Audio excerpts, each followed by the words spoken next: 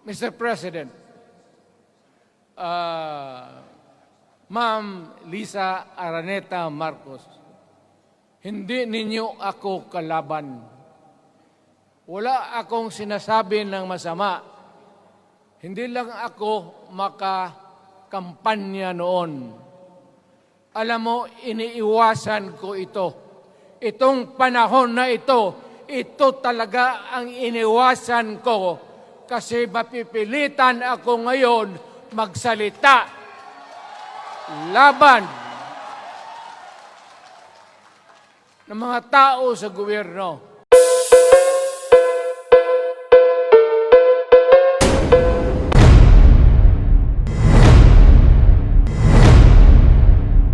Rodrigo Roa Duterte!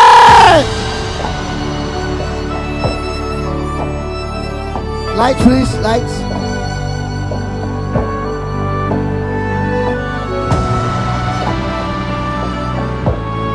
Señor Los Apuntados!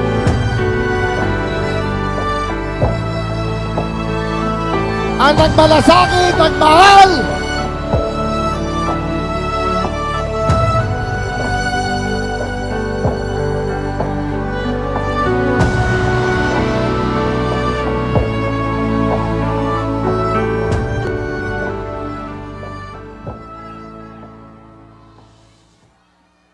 Kindly sit down.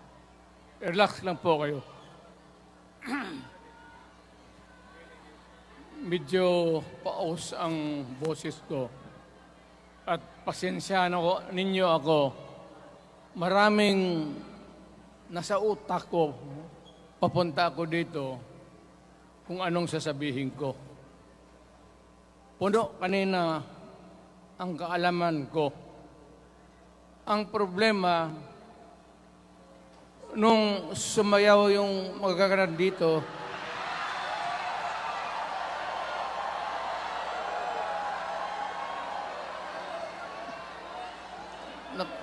nakalimutan ko. Matanda na rin kasi ako. Ano ito? Meeting de Avance? Alam mo, nung unang panahon, wala naman tayong kamuang-muang, wala naman tayong kalaban, wala namang nagagalit sa atin. Pumunta ang Espanyol at inagaw ang ating lupa, hinirang. For 400 years, nagtiis ang Pilipino subjugated by foreigners. Then, during the American and Spanish War, natalo ang Espanyol at napunta ang ating bayan sa Amerika. Anak ng grabe ang tiis ng Pilipino, yung mga lolo natin, kung gaano na lang sila pinahirapan. Alam mo noon, kung hindi ka magsimba, ay may mga pare nandyan, they know the history of Christianity. Alam mo noon, kung hindi ka magsimba, 10 palo sa katawan mo. You doubt my...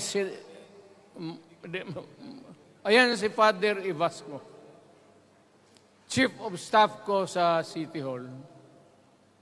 Siya yung NPA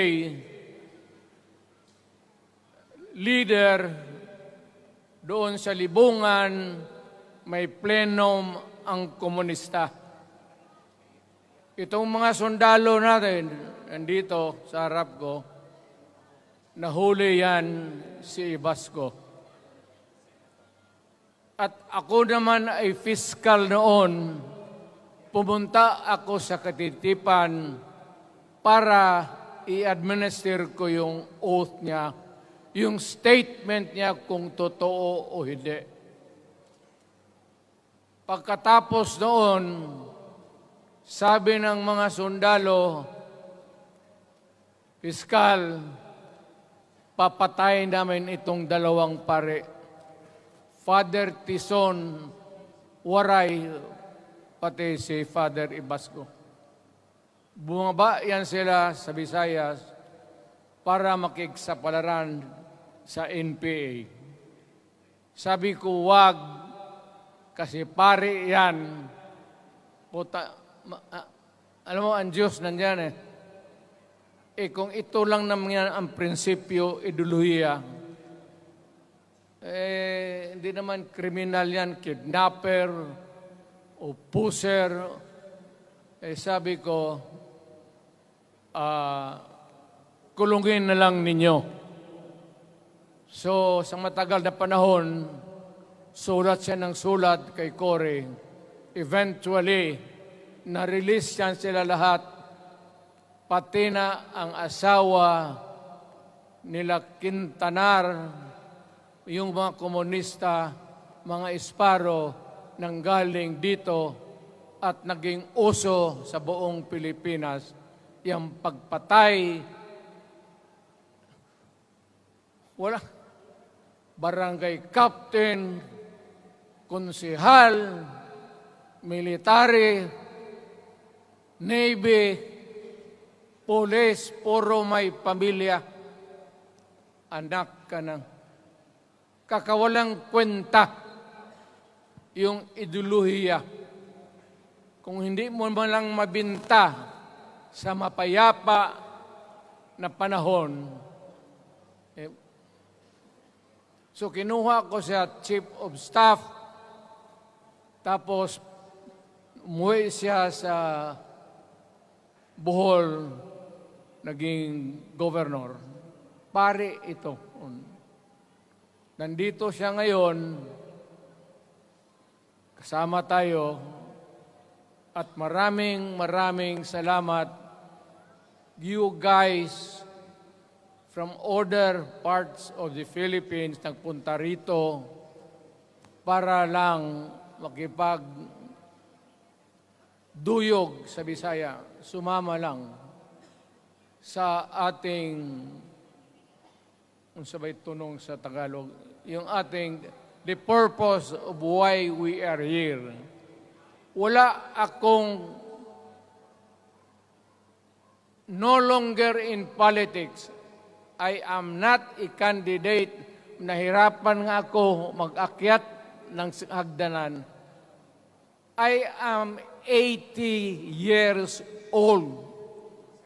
Hindi, 79 lang, pero hindi binibilang yan eh. Sabi malas daw.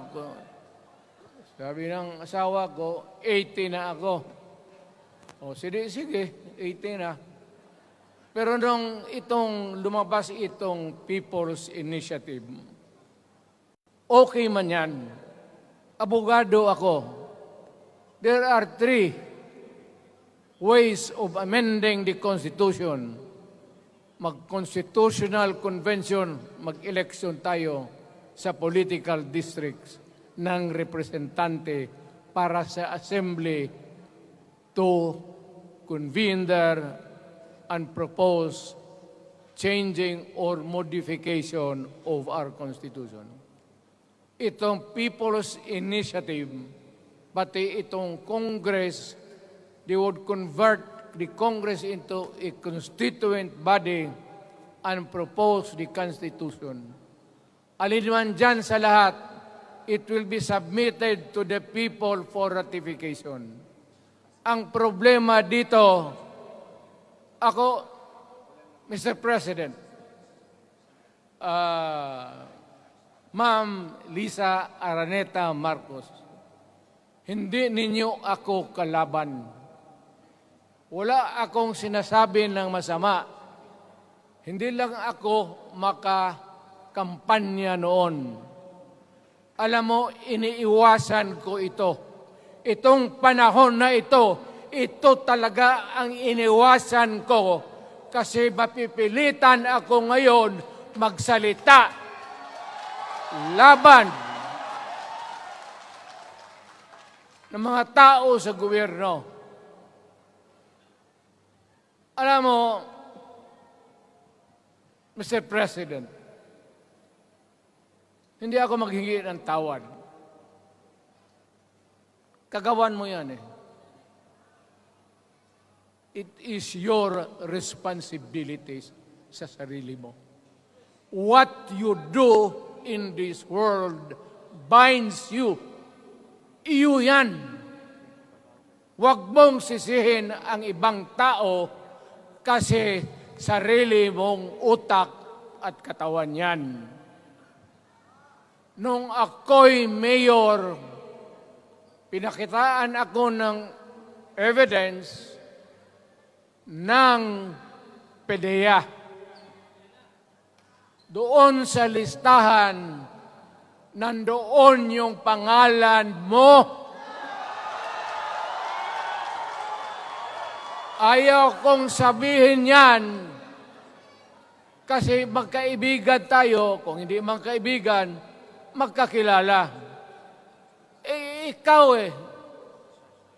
pumapasok kayo ng alanganin.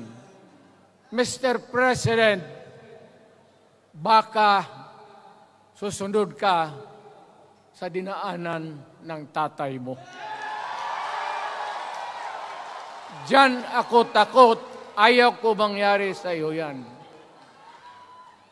Pabor lang, ako namang nagmamakaawa kasi it will divide the nation at madugo itong panahon na ito. Alam mo, Mr. President, sabihin ko maya sa tao kung ano ka. Noong unang panahon, hindi tayo puro Bisaya, nagkita-kita doon sa Luzon. There was a community of Filipinos. Galing Visayas, galing Ilonggo, galing Waray, galing Mindanao, galing Hulo, galing Lanao, Cebu, Samar, at Taas, Pampanga, Apare. Nagkita-kita yung mga minono natin.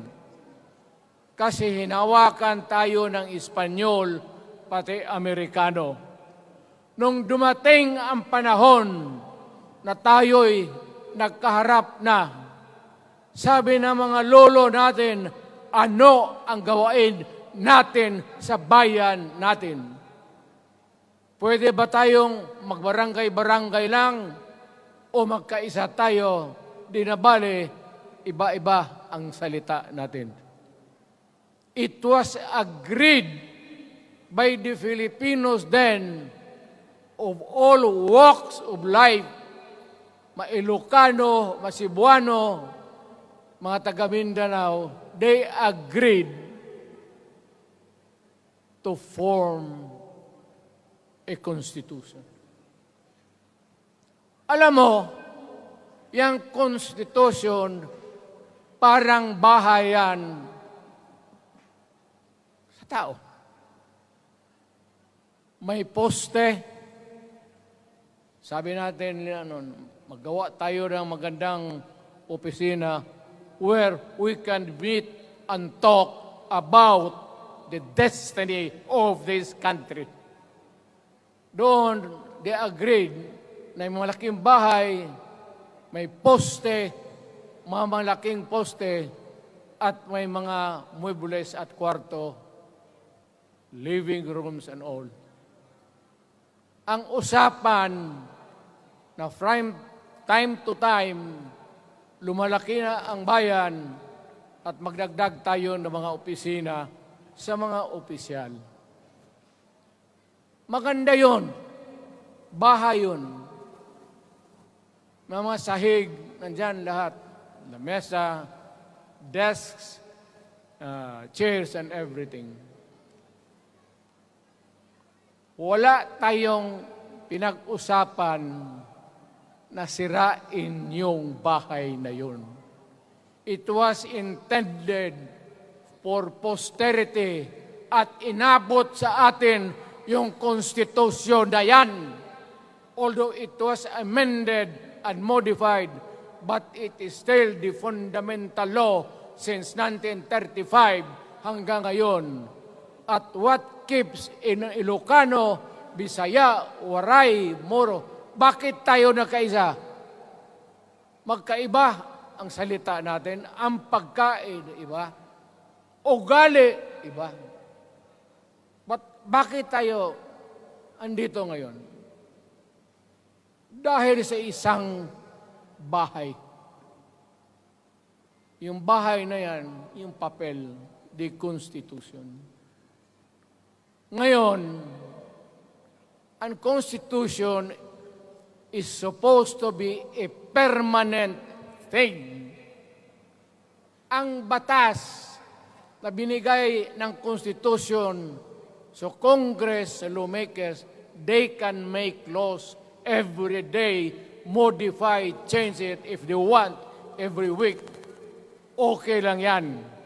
Huwag ninyong pakialaman ang Constitution kasi yun ang bahay opisyal ng Pilipino. Anak ka ng, bakit pumasok sa utak ninyo yung People's Initiative? Anong nakain ninyo? There's nothing wrong with the Constitution right now. The environment in the Philippines seems to be positive, okay. Wala namang problema. Araw-araw, nakikita tayo. Punta Maynila, marami akong kaibigan, mga brad ko, mga classmate ko. Okay ang buhay natin. But suddenly, nandito yung People's Initiative. Alam mo, sa umpisa pa lang, nagdududa na ako. Bakit? People's Initiative manggaling sa tao. Dapat yan galing sa mga purok at doon sa barangay at doon sa DILG, ipasa nila sa syudad, sa probinsya at sa national office. Dito mga congressman,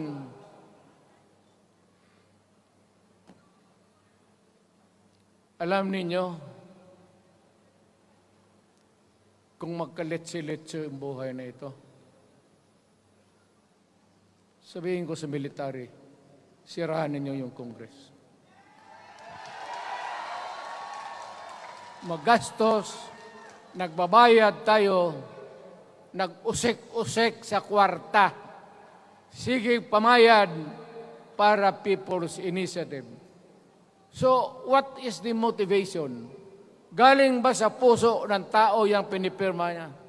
Hindi yung pirma niya yung petition para ito, kaming nagsipirma dito, pumayag na merong pagkaiba ngayon sa Constitution. Pirma lang, pati pera. Anong klase yung putang inang yun?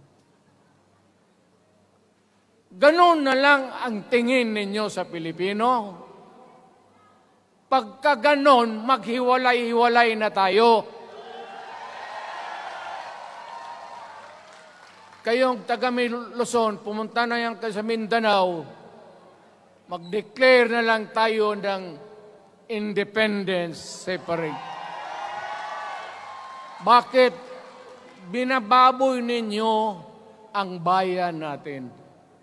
Ako naging presidente. Ako naging mayor. Ako naging congressman. Ang sinasabi ko sa inyo, putang ina.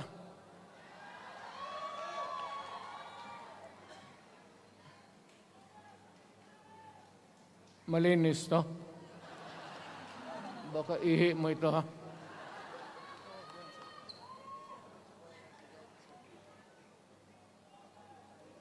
Kakaubos talaga ng laway itong...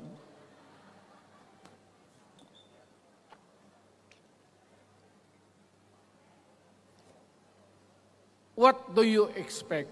The national government, particularly ang Malacanang. Anong gusto ninyong response? Niwala kayong mga seminar na ganon. You never educated the Filipino people. You want the Filipino to remain ignorant para you can do what you want with the country. Yan ang totoo. Kasi ginagago ninyo para walang alam ang taong bayan. Well, kaming nakapag-aral at may alam kundi, hindi katanggap-tanggap yung ginagawa ninyo.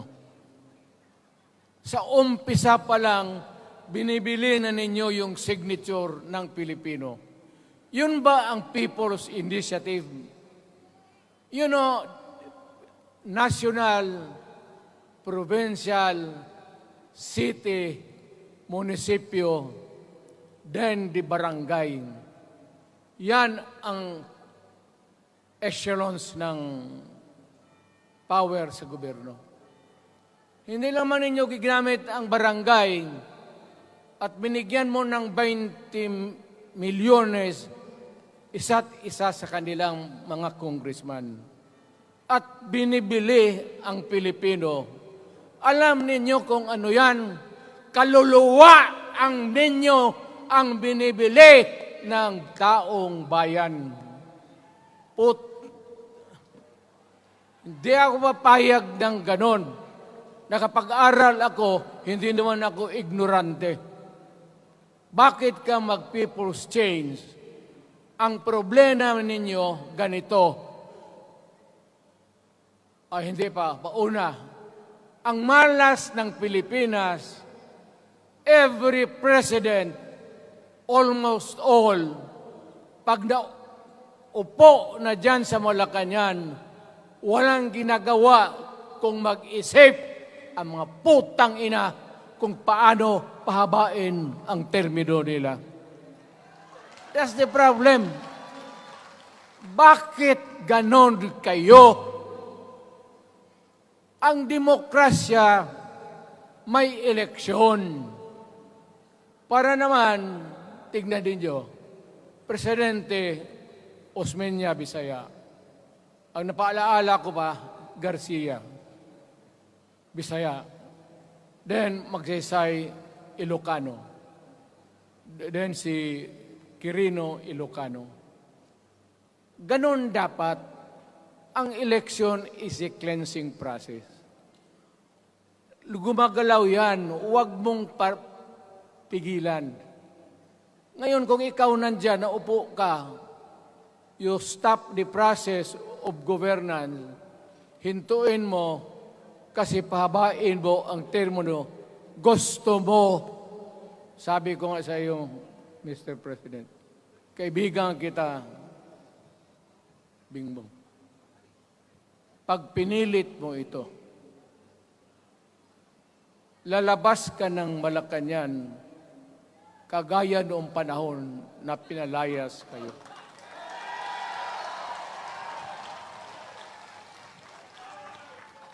Alam ninyo, kung hindi na talaga ito mapigilan, nandyan ang military pati polis, makinig kayo. Pag-aralan ninyo kung ano yung pinapakain nila sa taong bayan. At pagka nakita ninyo kung ano ang mali, you correct it. Nasa inyong kamay na yan. Ganito yung plano. Presidential, tapos parliament. Ang presidential, lahat kayo, ako, ikaw, lahat, hanggang doon, nagboboto, direct vote to elect a president. Itong parliament, prime minister lang ang magboto, yung mga assembly who are the congressmen now. Putang ina ninyo, wala akong tiwala sa inyo. Wala kayong prinsipyo, bukang pera kayo lahat. Yan ang totoo. Kaya gusto ko, pag nagka-letse-letse nga pumasok ang military, palitan ninyo lahat. Arestuhin ninyo kasi nagsasayang ng pera at yung ginagastos nila is a fraud, swindling ang ginawa nila.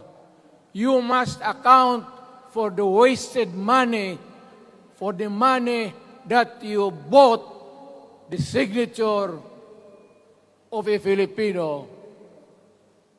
Bribery.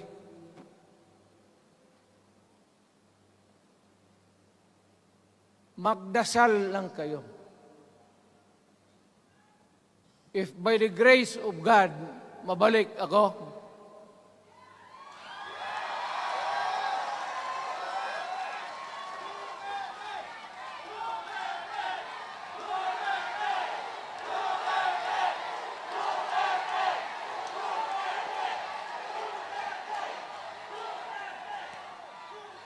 milagro lang naman yan, hindi ba yan totoo? Utang ina ko mabalik ako, arestuhin ko kayo lahat for the swindling of the Filipino people. You committed fraud. Pinagsayangan ninyo ang pera namin. People's Initiative does not involve buying the vote or the signature of the Filipino. Talagang mga wala kayong prinsipyo, mga putang ina ninyo. Yun naman, baski ano ka, diyan katagal ako, yan o. Yung sa likod ko, umupo ako diyan. Vice Mayor ako. Diyan, Mayor ako, pinakamatagal. Naging congressman ako. Presidente. Kayo, nagpasok sa Congress, eleksyon, nanalo, SECO. So parang ganito, yung mga, para sa mga balaga, pati lalaki. Pasok niyan, SECO. Paglabas niyan, pagkatapos, Rolex na. Pumunta ng Malacanang, nakatamaraw, paglabas niyan, nagka-Mercedes-Benz. Busog kayo lahat. Tingnan ninyo yung mga bahay noon ng mga congressman at tingnan ninyo ngayon kung ano kayaman sila, lalo na yung mga bahay nila sa Maynila.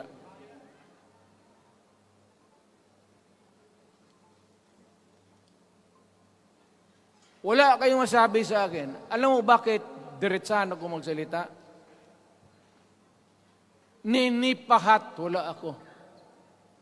Paglabas ko sa Malacanang, lipad ako dito. Pumunta ako sa bahay ko para mag-retire. Ayaw ko sanang bumalik. Ayaw ko na. Matanda na ako. Putang ina, napapandol lang ako dyan eh. Kaya lang, marami akong magandang naisip kanina papunta dito. Kaya yung sumasayaw lang kasi yung mga ali. Nabakante tuloy, nakalimutan ko kung ano ko nang ina. Huwag kayong magpaloko. Alam mo, Parliament, ang ambisyon niyan, karamihan, galing kay Lisa Marcos, pati kay Romualdez. Bongbong bangag yan.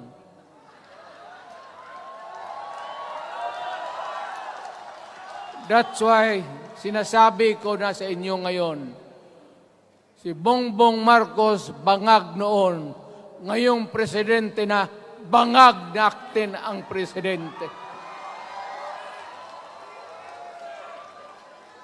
Kayong mga military, alam ninyo yan. Lalo na yung nasa Malacanang. Alam ninyo. The Armed Forces of the Philippines, alam ninyo.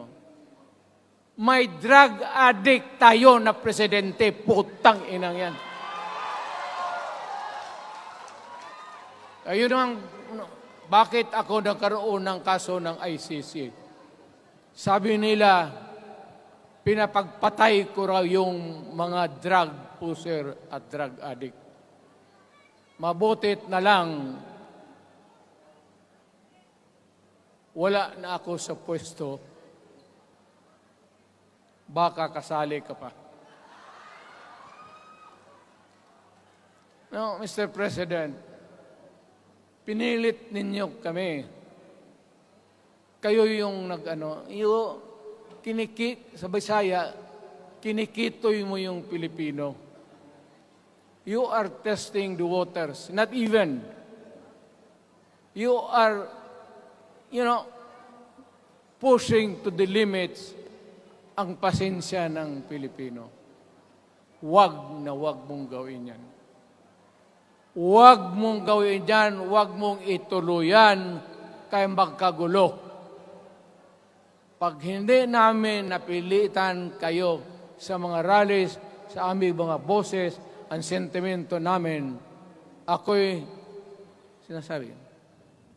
sinasabi ko sa military, nag-hemorrhage ang bayan, gastos dito ng gastos doon. Tapos kung mag-speech, ang pinag-usapan ang putang inang pobreng Pilipino. Gastos dito, gastos doon. Mga military, maawa kayo sa bayan.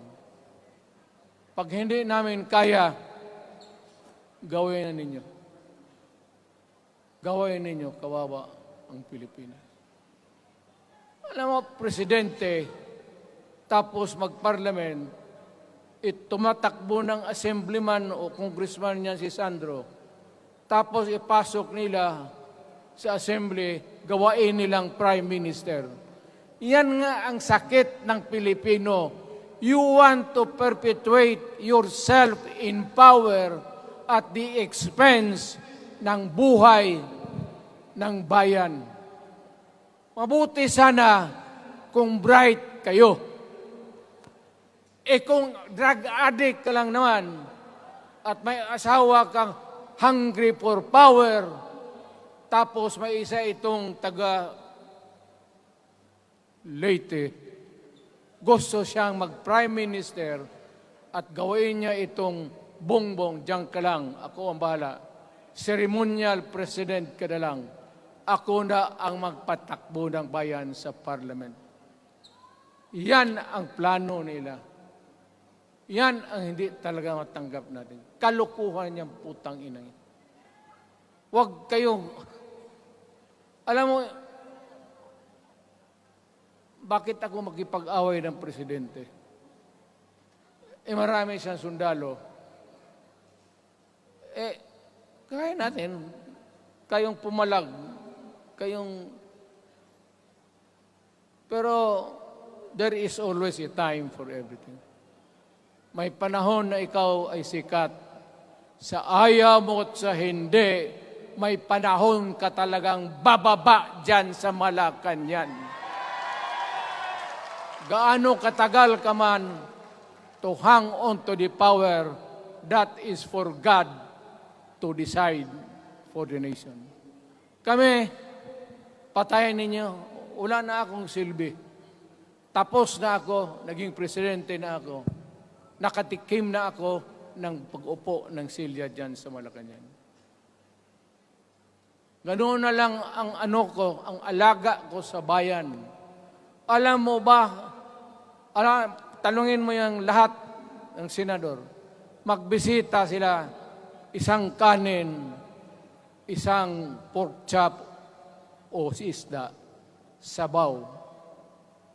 Noong panahon ko, sabi ko, yan lang ang mapakain ko sa inyo. Walang steak kasi mahal yan. Hindi natin pera itong kinakain natin. Yan ang totoo. Magtanong kayo ng taga-Malacanang. Hindi ako nagpabibida. Sinabi ko lang, huwag ninyong kalimutan, Mr. President, ang delikadesa. Mahirap yan. Magkaroon tayo ng... Ngayon, wala naman, yun naman lang ang dapat lang pagkwentuhan natin. Huwag kayong pumayag dyan. Binabastos kayo. Anong bakit? Bakit nadalhin tayo sa parliament? Anak ka na. So pag doon, kontrolado na nila, pati yung anak na assured na maging... Yan nga ang mahirap eh. Lahat na maging presidente, ang pamilya nila, walang inisip kung hindi paano titira dyan hanggang sa matapos ang panahon.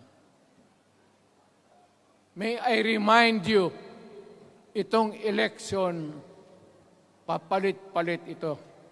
Para sa lahat, mayroong Ilocano, may Bicolano, may Bisaya. Hindi mo pwedeng suluhin yan. The election is a cleansing process. It does not, it's never the intention of the whoever wrote the Constitution na ikaw, isang Pilipino, taga-Paway, taga-Batangas, taga-Davao, ikaw, Rodrigo Duterte, nandiyan ka na, huwag ka nang umalis. It was not the intention of the lawmakers. Demokrasya tayo, Mr. President. Huwag mong kalimutan na isang term ka lang pagkatapos bababa ka na. Pag ayaw mong bumaba, utang ina magkagulo ang bayan, sabihin ko sa inyo. Ngayon, nakikinig kayong mga military. Gusto niyong iwasan ang dugo? Kayo lang ang makapigil nito. Putang ina, pigilan mo yung kalukuhan na yan. Pagka hindi itong rally na ito, it will multiply all over the Philippines and there will be trouble. Ako ang nauna kasi galit ako. Dumaan ako ng presidente. Not even for a minute did I think or was thinking of extending my term even for one day. Nung natapos ako sa araw na yun, bumaba ako, sumakay ako, lumipad ako dito sa Davao. Ikaw, Mr. President, hintayin mo yung 6 year, kalimutan mo na yung kay Romualdez, kasi yan ang magpahamak sa iyo. At maraming magagalit sa iyo, pati na ang militar. Kaya hindi na ako magtatagal. Yun lang ang dasal ko. Reject. Protect the Constitution. I am calling now the armed forces and the PNP. Protect the Constitution. Trabaho ninyo yan. Huwag ninyong kalimutan. Kami, inyong dapat, you should worry about the nation. The millions of Filipinos. Huwag kayong mag-isip lang ng isang pamilya. Putang ina. Ilagay ninyo sa utak ninyo yan. Bahala kayo. Balang araw, magsisihan. Pero kasi umuulan naman, hindi ulan. Hindi, shower lang yan doon sa Malacanang, ginagawa nila, pasirit doon.